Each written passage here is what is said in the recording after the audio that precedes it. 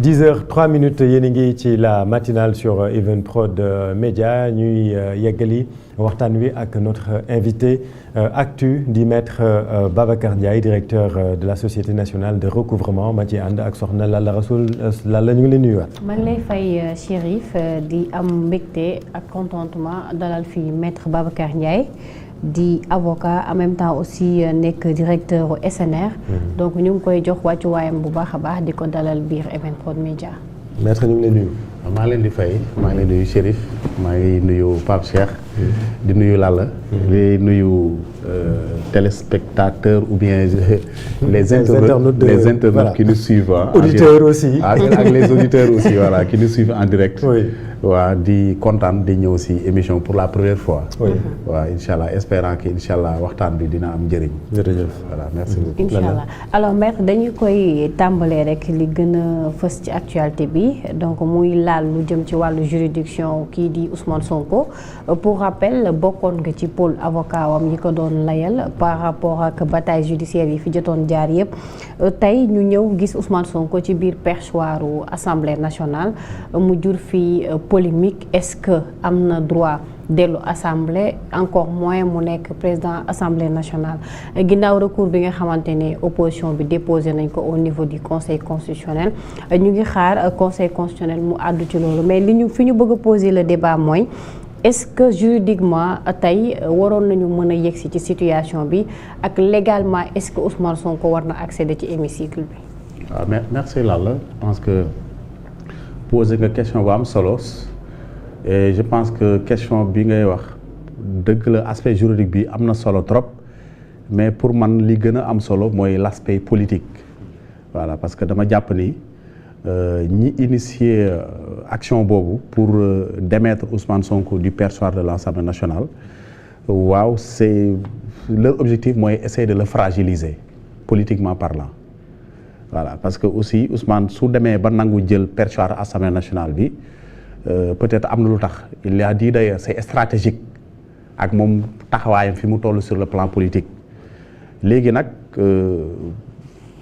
situation bi dañ koy analyser par rapport à la jurisprudence ki ni jurisprudence da ngay jàpp ni yi amoon na fi voilà Assemblée nationale c'est pas la première fois mais dañuy jàpp ni d'abord il faut ñu camper le débat xam ni Assemblée nationale c'est un pouvoir le conseil constitutionnel aussi c'est l'émanation aussi d'un autre pouvoir et l'exécutif aussi est un pouvoir donc on est dans une architecture institutionnelle ba nga xam ni ku nekk da nga am sa pouvoir te Assemblée nationale pour man doole bi mu am li koy wane mooy loi yi nga xam ne conseil constitutionnel daan na ko si lay sukkandiku Assemblée nationale am na si benn pouvoir parce que Assemblée bu leen fàtte ni mën na def des réformes mais des révisions constitutionnelles la loi lui permet ça mais su ñu defee une analyse juridique strictement juridique dañuy xool la constitution que dit la constitution sur le pouvoir du conseil constitutionnel la constitution dit à son article 92 su ma juumul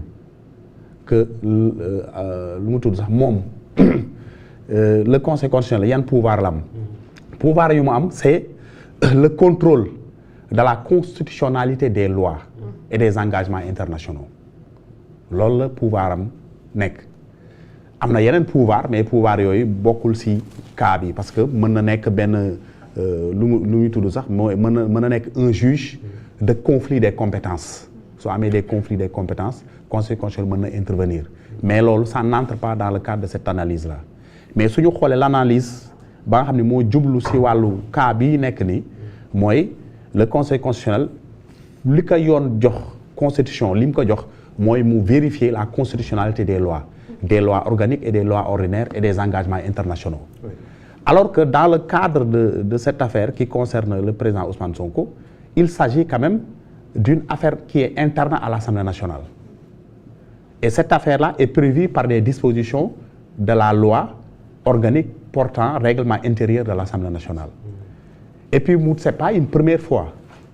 soo xoolee parce que man li may wax souvent sama gars yi ñi nga xam ni bon l'opposition d'abord une partie de l'opposition ñi nga xam ne ñoo initié cette procédure là ñoom d'abord ñoom njëkk taxaw weddi seen bopp je ne vais pas citer la personne qui avait même déclaré que lii yoonu Assemblée nationale newu ci tey ils sont revenus sur leurs propos pour initier une action dama xamul nag fan nañ ko teg.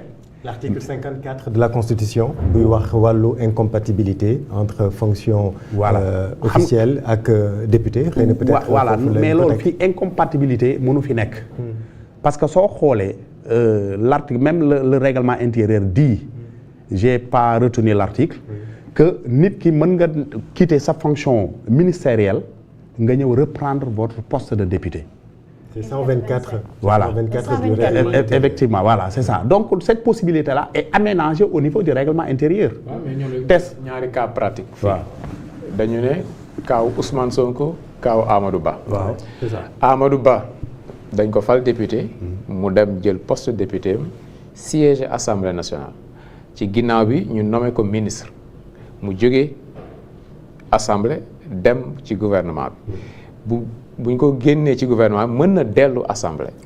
mais bu dee Sonko dafa dem campagne ñu fal listam mu nekk député kenn installé wu ko mu jóge foofu directement dem ci gouvernement bi nekk premier ministre ñaari cas yi loolu mooy différence bi. non xam nga député suñu la xasee ba fal si le conseil constitutionnel déclare les résultats tu es déjà député. c'est-à-dire que procédure installation bi loolu c'est une formalité. nga xam ne amul benn impact sur les conséquences. donte ne bi muy campagne fekkoon na ko mu nekk premier ministre. effectivement donte ne mu nekk campagne non du ci dara parce que ni mu nekk bi muy nekk premier ministre su ko neexoon démissionner de son poste de premier ministre. Oui, il l'a pas fait. Est-ce que vous comprenez? Il ne l'a pas fait su ko neexoon mu démissionner mais il ne l'a pas fait. yaa ngi mais quand même toujours est-il que il est sur la liste parce que incompatibilité boobu mënuñu ko wax. parce que mën nga nekk. Ministre wala nga nekk premier ministre jiite tête de liste sauf le président de la République mais en tant que soo xoolee jamono Ablaye Wade yaa ngi yéen a ngi fàttali élection législative yi njëkk yi am c'était en 2000 président Takkandeer. waaw c'était voilà yaa ngi fàttali temps ay étudiants lañu woon. ñun ñëpp on était des étudiants peut-être laal la mi ngi nekkoon primaire. jamono yi ce débat s'était posé. Ablaye Wade ñu def Idriss Seck dañu def kii bi mais ba pare ñu jël Takkandeer Ablaye Wade def ko ci l'opposition je pense que d'alors avait fait un recours au niveau du conseil constitutionnel. su mu juum le conseil constitutionnel avait même suivi l'opposition. soo leen fàttale ko ba Ablaye Wade d'ailleurs génn si benn voyage bi di dénoncer loolu di dal si kaw conseil constitutionnel su ma juumul je me souviens très bien je pense que année boobu maa ngi nekk première année droit à l'UGB donc ce débat là c'est toujours posé mais toujours est-il que Ousmane Sonko mënuñu ko bañal lu mu tudd sax nekk député voilà son statut de député le conseil donc voilà et puis bu mu ñëwee xam nga loolu lan moo ko waral moom bu mu ñëwee Ousmane Sonko ñëw na biir Assemblée nationale le jour de l'installation des députés il est venu à l'Assemblée nationale. Absolument. Mais bu muy ñëw lan moo ko fa andi woon. mais moom démission la waxoon. non pas loolu wax la. ak c'est-à-dire que man damay jàpp ni li tubaab di wax les paroles s'envolent les écrits restent. Et l'administration est écrite. Et l'administration elle est écrite donc Ousmane Sonko li mu bind mooy c'est une suspension. Absolument. Le doyen Alla Kane maa xam ne moom moo présidé woon. cette séance là moom avait dit effectivement nous avons reçu la lettre de suspension du premier ministre Ousmane Sonko. Donc le conseil devrait se déclarer incompétent. Ou bien le caractère recevable. man je pense que cette procédure elle est même irrecevable.